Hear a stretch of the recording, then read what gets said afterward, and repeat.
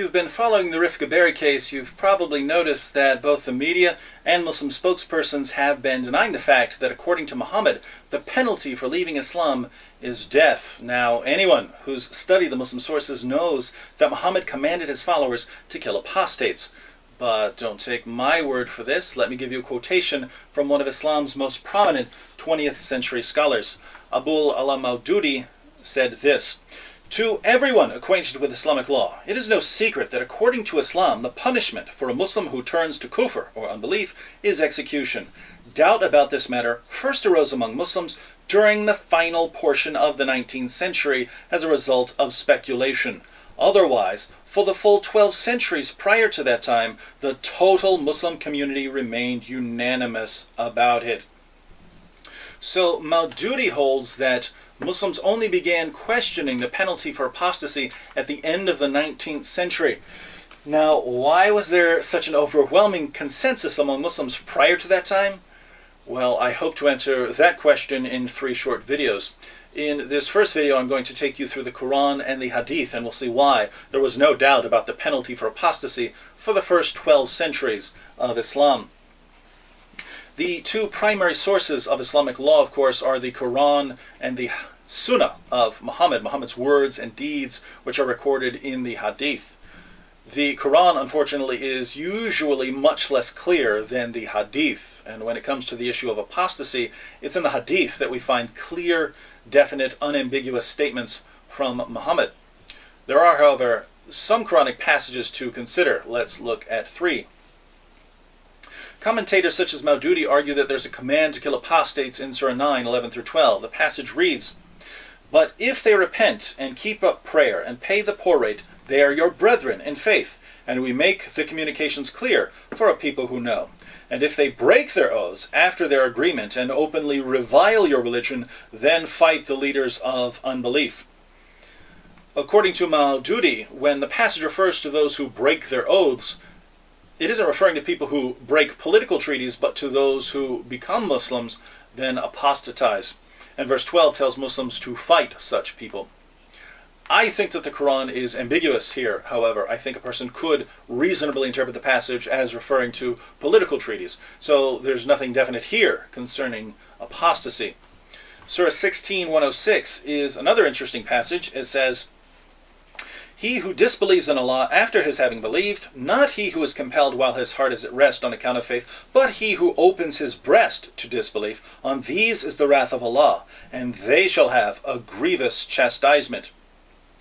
Without some background in Islamic thought, it may sound as if this is referring only to a future judgment when it says that the wrath of Allah is on the apostates. However, in Islam, it's often the Muslim community that carries out Allah's wrath. This is why Muslims are called to fight Christians and Jews in Surah 9:29. According to the next verse, Allah's wrath is upon us because of our beliefs. Therefore, Muslims have to fight us. But here again, I would say that the Quran is ambiguous with respect to killing those who leave Islam.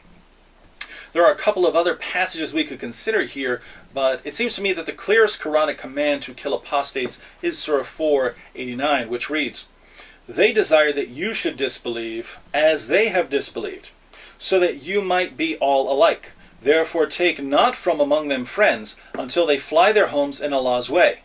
But if they turn back, then seize them and kill them wherever you find them." Here the Quran refers to people leaving their homes to join the Muslim community. And it goes on to say, but if they turn back, then seize them and kill them wherever you find them. This certainly sounds like a clear command to kill those who turn away from Islam. But if it's not clear enough, many reports in the Hadith leave no room for doubt. There are 6 main collections of a Hadith. I have all of them right here. So let's see what the ruling is on apostasy. In Sahih al-Bukhari 69:22, Muhammad declares, "Whoever changed his Islamic religion, then kill him." It doesn't get much clearer than that. In 69:30, Muhammad says, "During the last days there will appear some young foolish people who will go out from their religion as an arrow goes out of the game. So wherever you find them, these people who will leave Islam, kill them, for whoever kills them shall have reward on the day of resurrection." So those who kill apostates will be rewarded by Allah. In 6923, Muhammad sends Abu Musa and Muad ibn Jubal to Yemen. When Muad arrives, he finds an apostate in chains, and here's what happened. Muad asked, "Who is this man?" Abu Musa said he was a Jew and became a Muslim and then reverted back to Judaism. Then Abu Musa requested Muad to sit down, but Muad said, "I will not sit down till he has been killed. This is the judgment of Allah and his messenger," and repeated it thrice. Then Abu Musa ordered that the man be killed, and he was killed.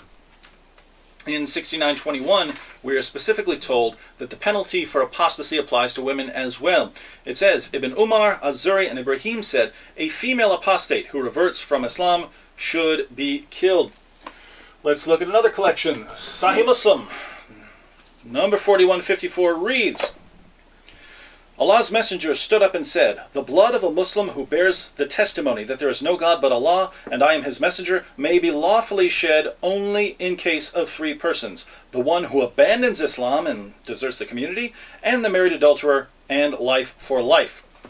So apostasy is one of three reasons given by Muhammad for killing someone who had become a Muslim. In Sunan Abu Dawud 4345 and 4346, we read about an apostate named Abdullah ibn Sar. Muhammad commanded his followers to kill Abdullah.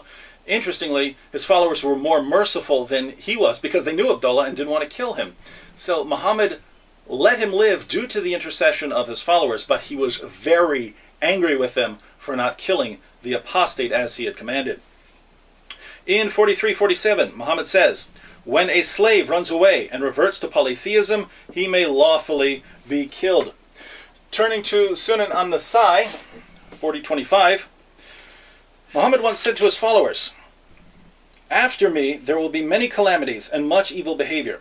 Whoever you see splitting away from the Jama'at or trying to create division among the Ummah of Muhammad, then kill him, for the hand of Allah is with the Jama'at, and Satan is with the one who splits away from the Ummah." In 4040, we get an interesting comment on a very horrific incident. Muslim sources tell us about a group of apostates who apparently killed one of Muhammad's shepherds and drove away his camels. When Muhammad caught them, he burned out their eyes with hot pieces of metal, chopped off their hands and feet, left them in the sun to die. In Sunan an-Nasai, someone asked Muhammad's companion Anas, was the punishment for kufr or for sin? So were they tortured and killed because they left Islam, or because they killed the shepherd? Anas replied, for kufr, for unbelief. They were tortured and killed for leaving Islam. In Jamiat Tirmidhi, 1458, we read again that Muhammad said, "Whoever changes his religion, then kill him." And the context for this passage is that Ali, the fourth rightly guided caliph, was burning people to death for apostasy. In Sunan ibn Majah 2535, Muhammad says again, "Whoever changes his religion, execute him." Notice that we find the same thing in all 6 collections of ahadith, and we find even more when we turn to other Muslim sources. For instance, in Malik's Muwatta, we find Muhammad commanding his followers to chop off the heads of apostates. In Bayhaqi's collection of ahadith, we read, "A woman named Rahman apostatized.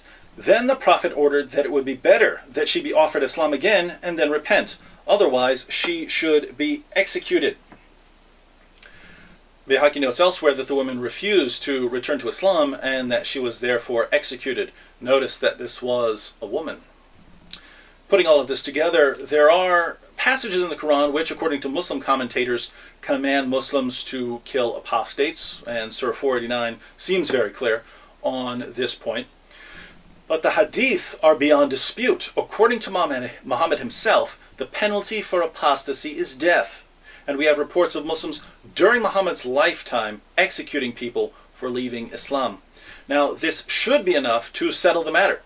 But since Western Muslims are doing everything in their power to deceive us on this issue, we're going to consider more proof in our next video. Stay tuned.